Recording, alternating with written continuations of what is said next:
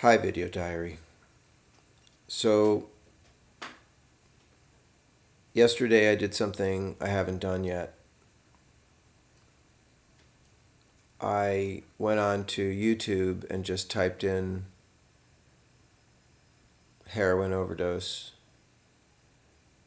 and, you know, so much pops up.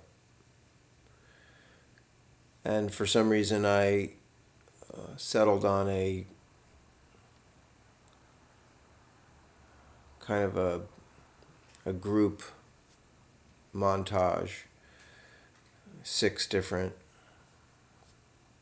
individuals and their families. And maybe all of them but one were dead.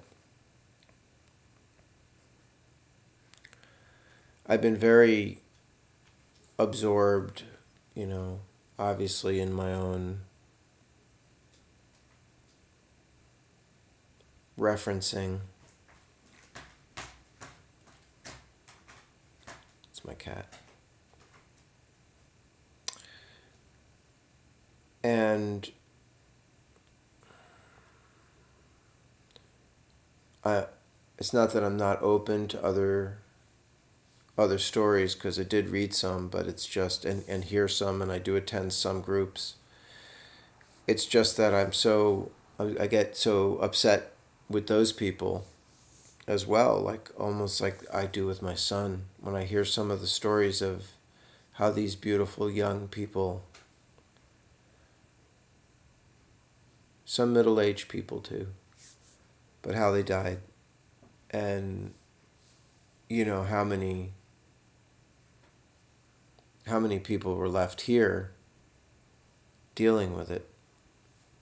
That's kind of where I'm coming from.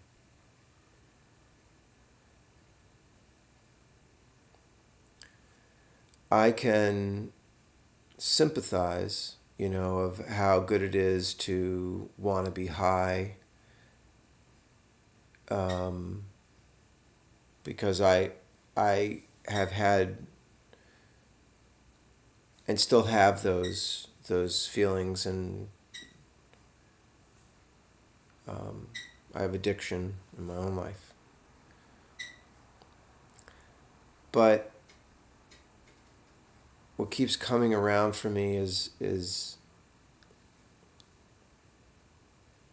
a lot of these testimonies with these kids. They all knew that um, they knew what they were doing was super uncool, super dangerous, reckless.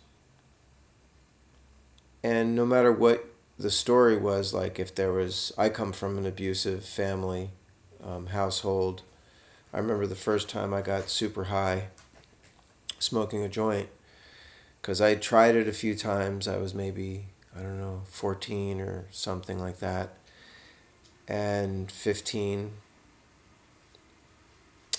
But man, I got so stoned. So it was that first time. And I think my love for marijuana has was born then, because I really did. It was after my father died, but I was like, oh my God, I don't have to live this horrible, perpetual, depressing life where there isn't, justice or joy. It was very dark. Um, Dealing with childhood sexual abuse, heavy religious indoctrination, death. He didn't leave a will. It was a very just a shitty dude. Um, who maybe a good person who allowed himself, I don't know, to be brutal. I don't know. His brother was a good person. Never hit anybody.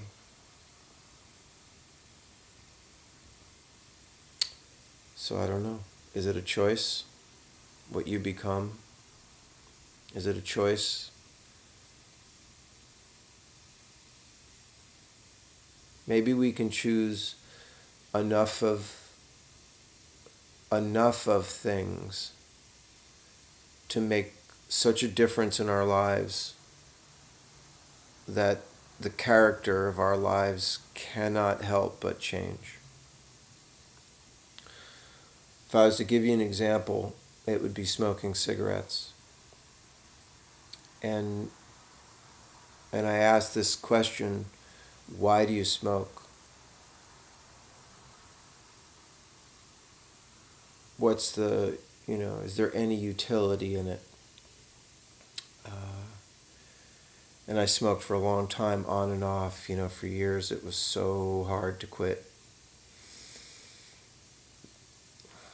But I knew for years while I was smoking, that for years into my 20s, how absolutely shitty cigarettes made me feel.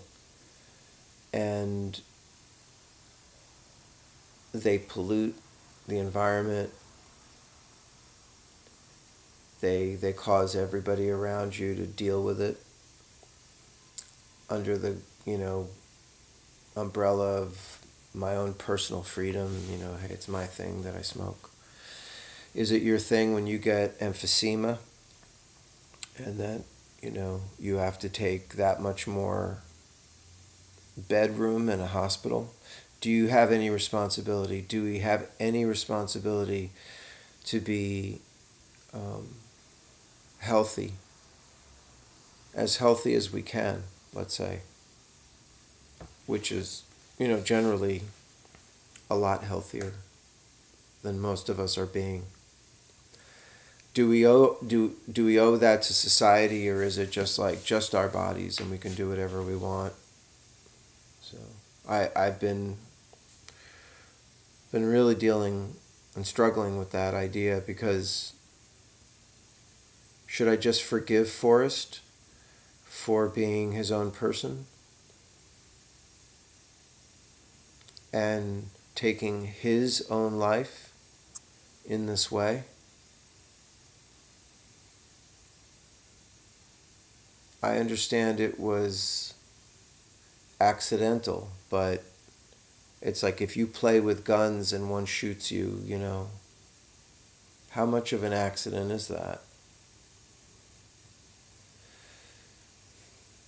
I have to also say that you come to an argument about defending drug use with dirty hands anyway, because it's not like an avocado or meditation or swimming or levit. Just put it in sense of something that you're putting in yourself. It is so bad, so dangerous, and it's causing you to believe that there is a source to it, that outside of yourself. There's not. It's just a drug tickling your whatever. And it's not real in that sense. It's not sustainable. It's just a poison that makes you feel really good and hallucinate. But it's like you're constantly giving yourself AIDS or cancer, or emphysema, heart disease. I heard this thing that people are most afraid of sharks, but if they lost, 40 pounds, they would live, 10 more years. But they're afraid of sharks. They won't go in the water. And I know it's really hard to do the right things. And sometimes the right things are blurry. What's the difference between right and wrong? Sometimes a wrong thing could be a right thing, and a right thing could be a wrong thing. It's like how we're defining them. It's a context. So no, I don't think everything is hard, but some things are much harder. Like the taking of heroin.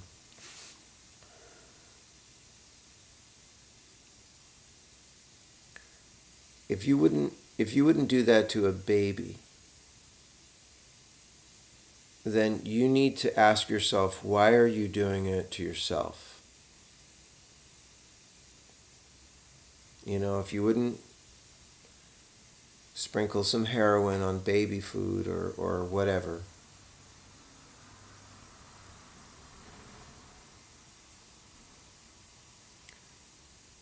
because it's not a good thing. Or in a child, let's say a baby is too intense, a 10-year-old, a child that could survive it.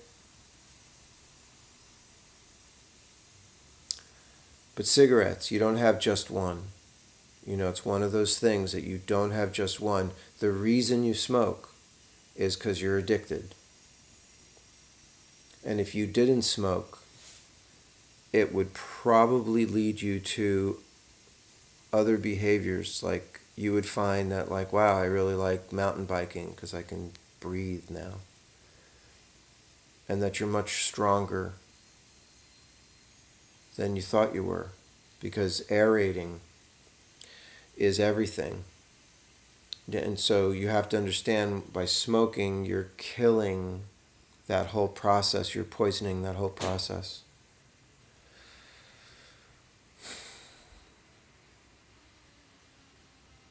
I mean, I don't give a shit. Kill yourself, but I'm just saying it's bullshit.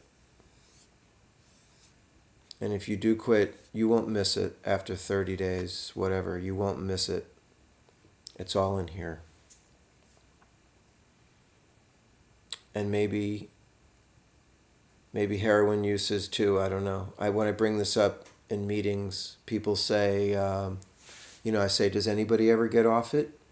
Or should we have said goodbye to all of our drug addicts when they were 14 or 15 when they first tried it?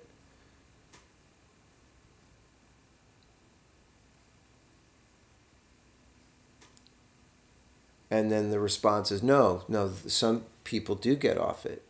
There are people that do, what do we call that? Decide to not be that. You are what you do. If you don't shoot up and use, you're not a drug addict. I mean, I understand that. We have our proclivities. Yes, we're addiction prone. But if you're not doing something, then you need to define yourself by it. I understood how hard it was for me to quit certain things. And it wasn't until I finally quit. And then maybe that takes time in people's lives once the hooks of this, whatever you're hooked on, is in you. And maybe you'll never get off it. Maybe it's going to be a process of making peace with it somehow. But using drugs like meth, heroin, crack, come on.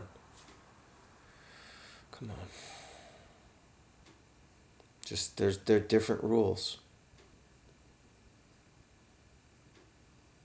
And alcohol and cigarettes fit into that, unfortunately, because, but they do. They're poisoners, they're killers, they're stealers of money. People are always looking for a conspiracy. Meanwhile, there it is. It's the one you're perpetrating against yourself. And you can't blame this on any amount of marketing or availability. You have to take responsibility for your own decisions. And ask yourself, what kind of life do I want to have? When you're a drug user, you can't enjoy things like in your natural state. Because you're chemically dependent and poisoned. It's just a different category. The last thing I want to say is, if anybody compels you or is trying to convince you to try this, try these things, or and you know who they are, and because you flirt with getting around them to, I mean, I was really curious too about getting high, but let's just agree that type of getting high leads to becoming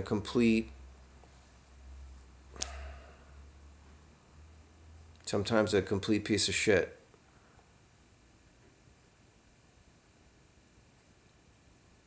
And you don't deserve that. And your parents don't deserve that. And your brothers and your sisters. And you.